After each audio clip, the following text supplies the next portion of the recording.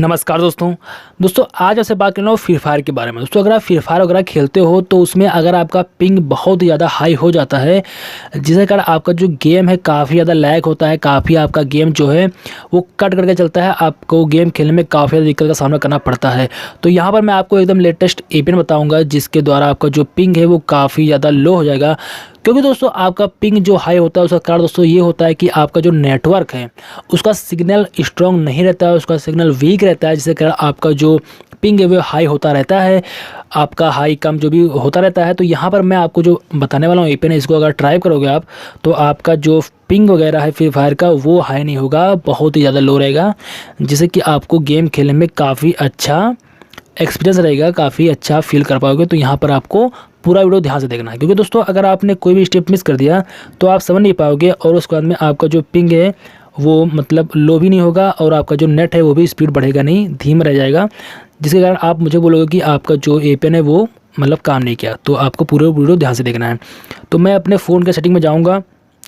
Setting में जाने के बाद आपको चले जाना है अपने फ़ोन के कनेक्शन पर।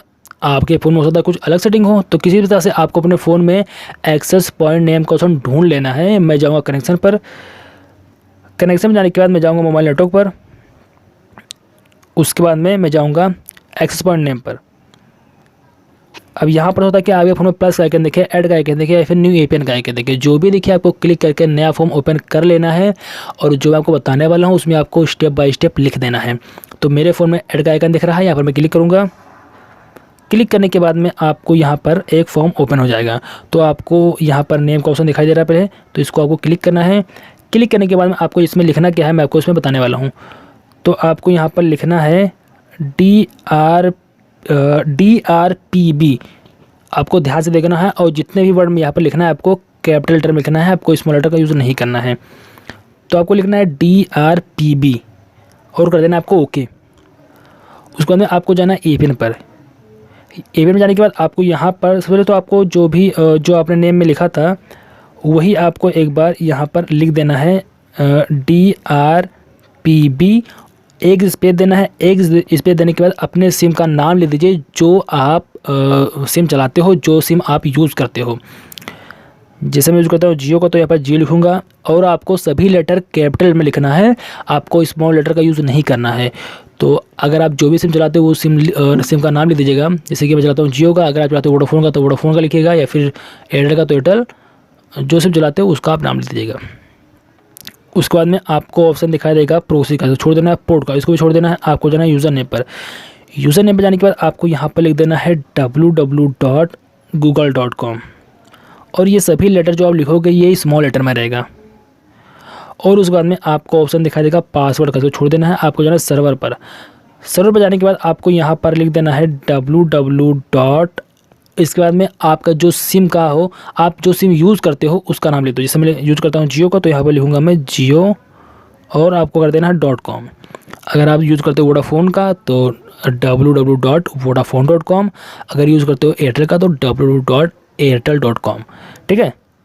उसके बाद में आपके सामने कई सारे ऑप्शन दिखाई देंगे, जैसे कि MMSC, MS proxy, MMS port. इन सभी ऑप्शन को आपको बिल्कुल भी टच नहीं करना है, इनको छोड़ देना है। आपको ऑप्शन दिखाई देगा MCC का, MNC का, तो ये आपके एरिया का कोड होता है, इसको अगर छेड़ोगे तो आपका नेट बिल्कुल भी नहीं चलेगा, तो इनको भी मत छेड़ना। आपको ऑप्शन दिखाई देगा ऑथेंटिकेशन टाइप का, तो यहाँ पर जाना है आपको और यहाँ पर जाने के बाद में आपको 4 ऑप्शन दिखाई देंगे। तो 4 में से आपको तीसरा ऑप्शन जो रहेगा ना लिखा रहेगा CHAP, इसको आपको चूज़ कर लेना है। उसके बाद में आपको ऑप्शन दिखाई देगा एपीएन टाइप का, इसको छोड़ देना है। आपको जाना है एपीएन प्रोटोकॉल में। यहाँ पर जाने के बाद में आपको 3 ऑप्शन दिखाई देंगे, तो 3 में से आपको जो दूसरा ऑप्शन रहेगा ना IPv6, इसको सिलेक्ट कर लेना है IPv6। उसके बाद में आपको ऑप्शन दिखाई देगा एपीएन रोमिंग प्रोटोकॉल का, तो इसको आपको छोड़ देना है। आपको जाना है बेरर पर। बेरर पर जाने के बाद में आपको यहाँ पर दिखाई देगा अनस्पेसिफाइड पर टिक मार्क लगा रहेगा, इसको आप हटा दीजिए। उसके बाद में आपको जितने भी बेरर्स दिखाई दे रहे हैं सही पे आपको बारी बारी करके टिक मार्क लगा देना है। यहाँ पर आपको जितने भी बेरर्स आपको दिख रहे हैं सही पे आपको टिक मार्क लगा देना है, कोई भी बेरर को आपको छोड़ना नहीं है, आपको कर देना ओके। उसके बाद में आपको एक और ऑप्शन दिखाई देगा जिसका नाम है mobile virtual network operator type. तो किसी किसी फॉर्म में लिखा रहता है MVNOT, ठीक है, तो ये शॉर्ट फॉर्म में लिखा रहता है, तो इसको भी आप बिल्कुल टच मत करिएगा, इसको छोड़ दीजिएगा। अब आपका ये APN तैयार हो चुका है, इसे कर लीजिएगा सेव करने के बाद में अपना जो APN है इसी पे ऑन कर दीजिए। ऑन करने के बाद में अपने फ़ोन को एक बार स्विच ऑफ करके स्विच ऑन कर दीजिएगा या फिर रिस्टार्ट कर दीजिएगा। आप देख पाओगे कि आपका जो इंटरनेट का स्पीड है पहले के मुकाबले काफ़ी ज़्यादा अच्छा हो गया है। और इसके बाद में अगर आप फ्री फायर वगैरह खेलते हो तो उसका जो पिंग है वो हाई भी नहीं होगा, आप बहुत ही स्मूथली गेम खेल पाओगे।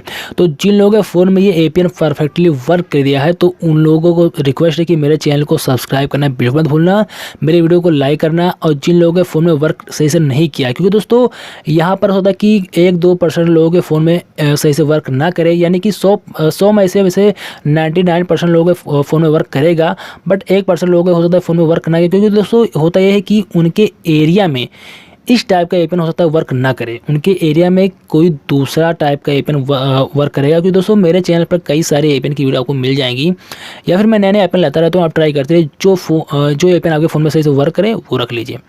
तो मिलता हूँ मैं आपको नेक्स्ट वीडियो, तब तक के लिए धन्यवाद दोस्तों।